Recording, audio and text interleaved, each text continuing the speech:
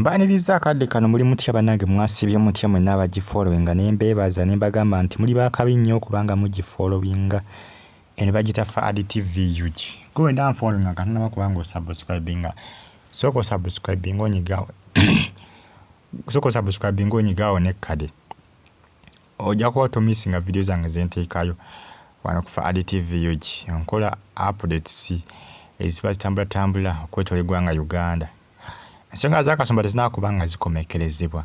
Abasinga mwebuuza ebifaananyi ki ebyo ebagitadde Square esangibwa Saudi Arabia mu kibuga kye bayita Riyadh. Eyo eringanga historical landmark mu ggwanga erya Saudi Arabia. Abo bennyini bakola ki kugamba bwe bagirako abantu emitwe kyosoketa public beheading mu Square. Mbagambe kugamba kyogere ntya eringa bona agamba nti eri historical landmark munange kugamba kintu kiri awo kiringanga kugamba kya bulambuzi atubagenda n'okulambula munange awo no banyigira abantu awo banyigira abantu information ekyavaayo wabula esinga ekyalagirwa nti Kasumba yatiddwa munange ab'enganda balinze mulambo kubanga ukomezebwa mu ggwanga Uganda kubanga mama we yakola ki yakivaamu yagamba nti munange omba mumutte nze mumpe omubiri gw'omwana nkole ki muziike mu ggwanga erya Saudi Arabia. Waliwo gwali mwaka gwa 2015 ndowooza gwali mwezi gwali gwa June ndowooza mwaka gwali gutandika 2015 balina munansi wa Philippine gwe batta omukyala bamuta musango gwa butemu bamuggyako omutwe ku Square era Abafilipine bangi beekalakasa manyi Abafilipine bangi mu Saudi beekalakasa nga bavumirira ekyakubanga nti no bakola ki kuba nti no batemako munnaabwe omutwe mu ggwanga erya Saudi Arabia. Bagamba nti abantu abasingiriziddwa emisango nti tebabawadde wadde kafeya trial wadde kasa kukusinga kuba kusinga tebaddamu kubaako kye bakolawo kyanjawulo kiryawo nti bamunaye bakole ki bafune nga bayinza okuba nga bakuyiyizamu oba oli abakuwa second chance pe tebalina fair trial bo tebagiina eyo tebagina bwe kusinga kuba kusinze kaba kabweddemu akako. United Nations ng'esinza mu ggwanga ndowooza mu ggwanga erya America omanyi UN erina amatabi mangi nnyo weetuula mu America, Germany, France. Mu ggwanga lya America yava negamba eggwanga erya Saudi Arabia kubanga bakyusamuko ku mateeka gaabwe ag'obulabba n'okutemako abantu emitwe. Eggwanga erya Saudi Arabia baagaana mwaka gwa 2021 batta abantu bali 84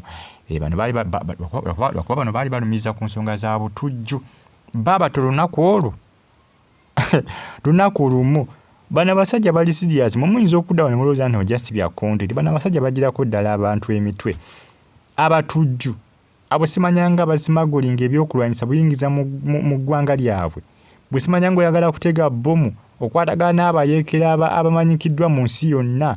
Bano abayeekera bano abateeka bibbomu mu mawanga ne batta abantu ne bamala bakukwatako tebakuwoza kuba kukuggyako omutwe ku Square. Square bwete bwefaanana Square bwefaanana abantu mwenna ng'oli Saudi Arabia nti womanyi Square ng'oluddeyo ke Saudi ng'otera okutambulatambulako ku Bambi eri abatatambula ng'agenda mu Saudi n'amala emyaka gyonna ng'ali mu kikomera nga tafulumako bweru naye ng'omuntu otera okutambulako mu Saudi mu kibuga Riyadh Square toyinza kubanga tomanyi Square awe bagirako abantu emitwe bagiyita public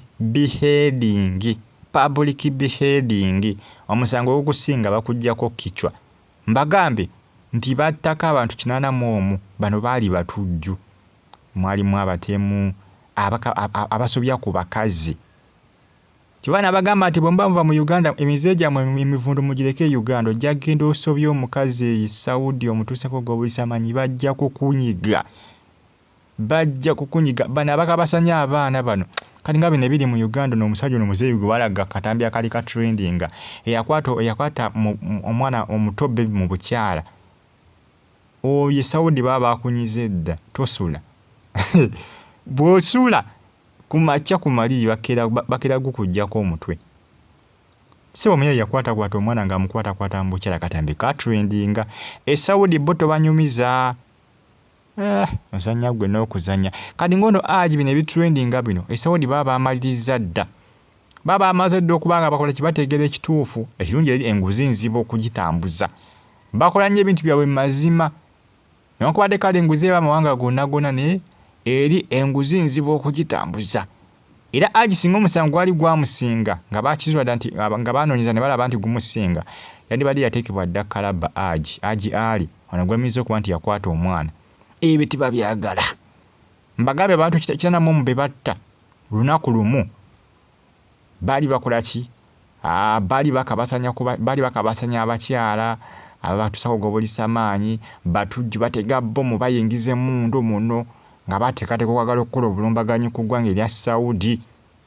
Bwe bityo ebyo badruga pusha druga simagolazi babanyiga bunyiza abo kiki kya Kasumba Juma yali musago gwa badruga simagolazi druga pushers abo bayita badruga pushers.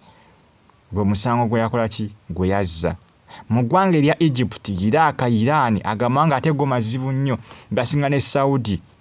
Obulaba babulina bukolera ddala. Egypt eri mu Afrika. Egypt, Iraq, Iran. Ndoza Iran yesinga okubanga ewanika abantu ku bulaba. Iran yatabuka ate eri nkambwe nnyo. Nkambwe nnyo tekwatagana na kibayita mutujju. Iran obulaba gye buli babatemerako ddala emitwe bali baaba. Babatemerako ddala emitwe. Bana kibayita firing squad ate ne mu ggwanga lya Iran byonna bikola. Firing squad ekola ne ADB head ne public beheading ekola. Kyozo kwita execution Akalaba kakola bikola mu Iran. Kakati nomunange goboddawo n'ogamba nti ate bannange ebintu bya content bigeze kolabe. Genda obeeko kyekola giyingize enjaga. Beera druga simagolazo gende Saudi olabe kye banakola. Genda okabasanya omukyala Saudi. Emize gyammwe gye Uganda gye mukola Uganda bajja kukusalako omutwe. Ozannya gwe n'okuzannya. Ate nga Saudi eri kalekaleko China, Iran, Iraq, Egypt kubanga Saudi ekwata kyakutaano ndowooza. Waliwo Iran, Iraq, Egypt, China, Saudi eri mu kyakutaano. Iran yesinga okuwanika abantu ku bulaba. Abantu kwe bakola emisango bwe gityo bo tebakulwisaamu. Babatira kuddira square mu ggwanga erya Saudi Arabia. Munange kibinya ekyatuse Kasumba. Mwe bulungi. Mweraba.